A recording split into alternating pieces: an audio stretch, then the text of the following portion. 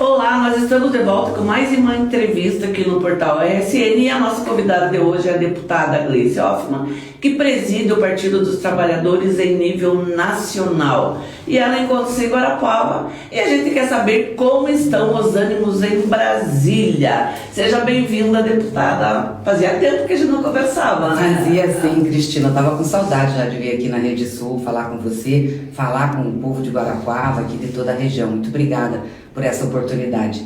Quero também aproveitar para cumprimentar aqui o professor Lemos, nosso deputado estadual que me acompanha nessa visita aqui em Guarapuava, o Antônio, nosso candidato a vice-prefeito na chapa do doutor Antenor. E viemos um pouquinho aqui falar com o nosso pessoal, com a nossa militância, dar um ânimo aí na reta final da campanha. Pois é, a semana foi marcada principalmente por um contraponto entre Brasil e Estados Unidos. Brasil aumenta a taxa Selic, a taxa de juros, né? E Estados Unidos derruba. Como que a senhora avalia essa atitude do Banco Central? Muito ruim, né, Cristina? Não havia justificativa para aumentar a taxa de juros. Aliás, a justificativa havia para diminuir. Nós já estávamos com 10,5% de juros, isso é um juro real mais de 6%.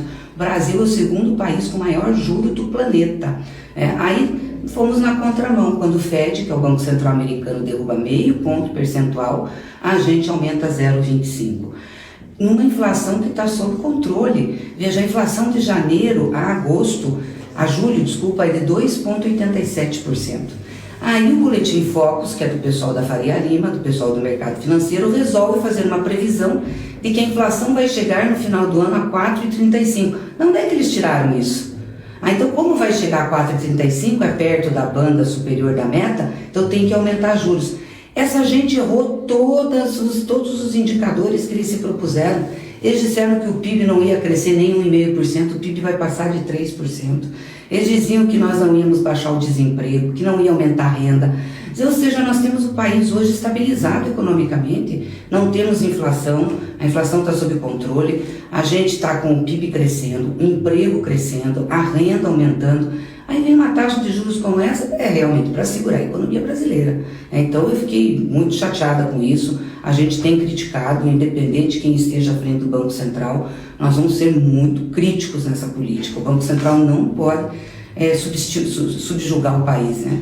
Pois é, essa autonomia que foi dada pelo governo anterior, o governo Bolsonaro, ao Banco Central, já era uma previsão, alguma coisa no sentido de derreter a economia? Na realidade é uma coisa esdrúxula a autonomia do Banco Central, nós somos contra, porque o Banco Central é uma autarquia. Veja, uma autarquia é um banco, como o nome diz, é um banco, é o Banco do Tesouro. O Tesouro é muito grande, tem muito dinheiro, tem que se relacionar com o sistema bancário, não pode ficar operando contas em todos os bancos. Então tem um banco que é dele, que é o Banco Central.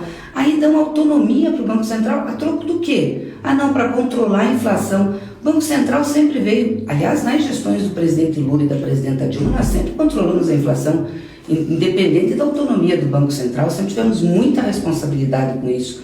Agora não dá para subjugar o país ao Banco Central. Eu até brinquei quando nós estávamos lá debatendo a lei de autonomia do Banco Central, eu digo, será que não é melhor a gente fazer eleição direta para o presidente do Banco Central e ele indica o presidente do governo? Eu acho que ficaria mais lógico, pelo menos. É que essa gente não tem voto, então não consegue eleger ninguém. Mas eu sou literalmente contra a autonomia do Banco Central. Eu acho que ele já tinha uma autonomia operacional que já resolvia, e do jeito que está, nós tivemos que ficar com o Campos Neto 2 anos, entendeu? Acionando contra o governo do presidente Lula, porque ele foi indicado pelo Bolsonaro. Vamos lembrar, ele foi votar de camisa verde e amarela, ele fez um sistema de acompanhamento de pesquisa eleitoral para Bolsonaro, ele tinha lado. Então, e o que ele fez, inclusive em relação aos novos indicados do Banco Central do presidente Lula? Ele começou a fazer uma ação no mercado para ir para cima desses indicados, dizendo que eles eram condescendentes com a inflação. Portanto, eles queriam baixar a taxa de juros. Acho que você lembra que numa votação lá, quando eles entraram, abriram uma divergência. O Banco Central, nosso pessoal votou contra manter e eles votaram a favor, eles tinham maioria, ganharam. Aí começou uma campanha dizendo que os meninos eram a favor da inflação, que não iam ser firmes, que o presidente Lula ia mandar e fazer o que quiser. Aí o que os meninos começaram a fazer? Começaram a ter uma postura, de dizer, não, nós temos responsabilidade, não vamos deixar isso acontecer, estão tendo que ser mais realistas que o rei. Então, isso é nefasto para a economia brasileira. O que esse Roberto Campos Neto, causou à economia brasileira, né, reteve a economia, se nós tivéssemos uma taxa de juros boa, razoável, a gente podia estar crescendo quase 5% esse ano. Porque isso é crédito, isso tem impacto em toda a economia, reduz também despesas do orçamento. Cada ponto percentual da taxa de juros são 60 bi. Então foi 15 bi agora. Aí você tem que apertar o orçamento. Daí o pessoal diz assim, mas não tem dinheiro para combater as queimadas, não teve dinheiro para o ambiente. Ué, mas não é culpa do Lula, alguém tem que brigar também com o mercado financeiro, com a mídia, que fica dizendo, tem que cortar, para poder fazer superávit primário e pagar juros. Então é muito grave essa conduta do Banco Central. Mesmo ela acabou falando em queimadas, né? Sim. O Brasil está cercado por fogo. Tá. E durante a semana também a ministra Marina Silva disse que é terrorismo, né? Terrorismo ambiental. O presidente, inclusive, disse também que ele acha que parte considerável disso é de gente que age deliberadamente, de forma criminosa. Eu também acho, mas não adianta eu achar, a gente tem que investigar. A Polícia Federal já abriu mais de 80 inquéritos de investigação e vai pegar. Tenho certeza que vai pegar a gente que está fazendo isso. É uma cretinice, né? Porque isso tem um impacto. É crime.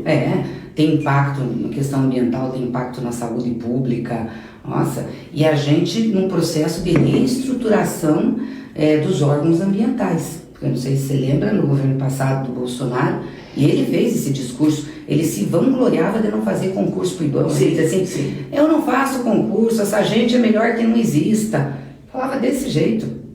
E incentivava a desmatar, não tinha problema com fogo. Ele dizia, a Amazônia não pega fogo, a Amazônia é úmida, onde já se viu dizer que a Amazônia pega fogo? Aí quando tinha fogo, ele dizia, são as fogueirinhas de São João. Ou seja, ele preparou 4 anos, ele ficou incentivando as pessoas, né, principalmente o setor rural mais atrasado, que não é todo o setor ruralista, não são todos os do agronegócio que fazem isso, mas tem um setor muito atrasado que acha que isso é o certo. Agora a gente está pagando o preço, né? Todo mundo paga o preço. Então, assim, até reestruturar o IBAMA, o ICMBio, a ministra Marina fez um planejamento de combate às queimadas, às enchentes, porque ou é enchente ou é fogo, né? Ou é fogo. Então, a gente vive uma situação... E vem aí a previsão de uma estiagem aí nos próximos meses, né? Pois é. Em boa parte do país. Bom, o que a gente percebe é que os resquícios do governo anterior são danosos em várias áreas, né? E principalmente, já que estamos em ano de eleição municipal, principalmente essa divisão continua, é muito clara essa divisão entre a chamada direita e a chamada esquerda, né? Como que a senhora vê essa polarização em termos nacional? Eu diria que tem um campo, para além da esquerda, tem um campo democrático e popular, né, que não aceita os métodos da extrema-direita. Pode até não pensar igualzinho à esquerda em tudo, mas defende a democracia, defende a institucionalidade, defende os ritos. E tem um outro campo que não está nem aí para isso, que é realmente bagunçar. Acha que não tem problema de ter ditadura, não tem problema de sair incendiando, não tem problema de atacar ministro, enfim. Então, eu vejo que esses campos estão mais ou menos conformados na sociedade. Em alguns lugares, isso está bem presente na eleição municipal. Se for pegar São Paulo, por exemplo, está presente, né? Então, em outros lugares é mais dissipado. Mas, de fato, o que nós vamos ter como resultado dessa eleição municipal quando acabar é quanto que esse campo aqui da democracia, que defende a democracia, o campo mais popular, fez de prefeitos e prefeitas e quanto esse campo mais da direita, da extrema-direita fez. Eu acho que é esse o quadro que a gente vai ter e que vai conduzir o processo em 26, porque eu não acredito que mude. Não é uma vontade da gente mudar, é o que está posto na sociedade, né? Porque inclusive em Guarapuava tem vindo, o Deltan Dallagnol esteve aqui, os deputados Jacobo e Felipe Barros também estiveram aqui durante a semana. Agora a senhora e o professor Lemos também estão aqui, mas o que a gente percebe é que no discurso da direita é uma única ordem, todos contra o PT. Então, a gente sente ausência de propostas, de debate mais ampliado, para então, deixar muito clara essa divisão. Não, infelizmente, esse tipo de política, tentativa do cancelamento do outro, é uma política que não serve a nós, porque como você falou, não traz propostas. O que está se debatendo? Não, eu sou contra eles. Mas é contra por quê? Diga que porque é comunista, porque é não sei o quê, sabe, não tem fundamento, porque é ladrão, porque não... Aliás, todas essas teses que eles tinham contra nós foi por terra, né? E o presidente Lula foi eleito novamente pela 3ª vez presidente do Brasil. Então o povo brasileiro tem confiança no projeto e nas propostas que nós temos, né? Eu estava olhando aqui um pouco as coisas que já foram colocadas para Guarapuava do governo federal, em termos de creche, de unidade básica de saúde, os ônibus que vieram para cá. Isso agora, mas se for pegar tudo que veio na época dos governos do Lula e da Dilma, vamos começar aqui pela universidade, os recursos de saúde, a UPA, o SAMU, né, que precisa tanto. Então é muita coisa. Eu fico perguntando o que eles trouxeram, assim, nesse governo Bolsonaro, o que foi investido em Guarapuava? Qual foi o recurso que veio? Pode ter vindo o recurso de emenda parlamentar, meu também veio. Agora, no último ano, foram quase 700 mil. A gente trouxe uma unidade da Maria da Penha para cá, enfim, aí tudo bem, tem um esforço pessoal dos deputados. Eu quero dizer assim, mas como governo, com um projeto de desenvolvimento, que não veio nada, absolutamente nada. Se for pegar os governos do Lula, veio muita coisa, foi feito muita coisa, que ajuda no desenvolvimento da cidade. A base do discurso é 2026, né? Isso não tem.